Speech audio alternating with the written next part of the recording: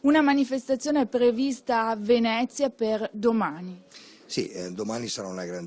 bellissima giornata, quindi uno sciopero generale regionale di tutta la pubblica amministrazione che poi si articolerà con una manifestazione pomeridiana a partire dalle 14:30 con concentrazione in Piazzale Roma e alla stazione Santa Lucia di Venezia, dove inizierà un grande corteo per arrivare poi in Piazzale Rai,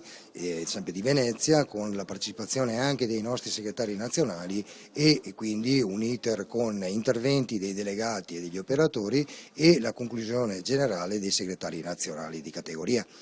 Noi prevediamo una presenza sicuramente da Padova di circa 1000-1200 lavoratori di tutta la pubblica amministrazione, quindi mi riferisco sicuramente a CISL, CGIL e UIL, e in Veneto la stima è di circa 7-8 mila unità. In 7 anni di blocco contrattuale, di blocco del turnover, i dipendenti in Italia sono diminuiti di circa 220.000 unità, pari al 4,7%,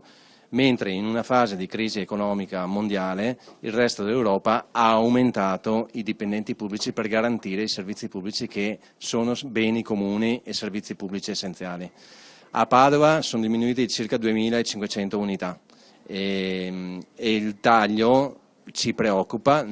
tanto per il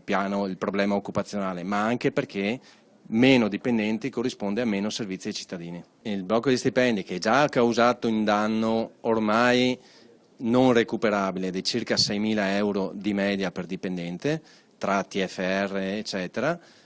comporta anche meno retribuzione, quindi meno contribuzione, porterà anche un danno economico ai fini pensionistici nel momento in cui questi dipendenti andranno in quiescenza, quindi avranno per sempre una pensione più bassa. Sicuramente non bastano, dopo 7 anni di blocco del contratto, gli 8 euro che ha messo a disposizione il governo. Si chiede un aumento che vada in qualche modo a recuperare l'inflazione, per cui di arrivare su stipendi che si aggirano dai 1.200-1.300 euro ad almeno 150 euro di aumento, ma si chiede soprattutto di sedersi attorno a un tavolo per andare anche a rinnovare la parte normativa ed integrare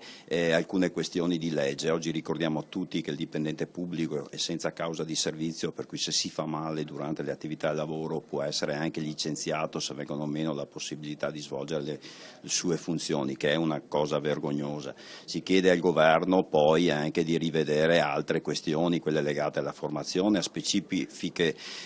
professionalità, per esempio alla polizia locale, che ha una riforma ferma ed è inquadrata a tutti gli effetti con un lavoro completamente diverso dagli amministrativi a delle attività di turno notturno e di sicurezza. Si chiede al governo di aprire questo benedetto tavolo.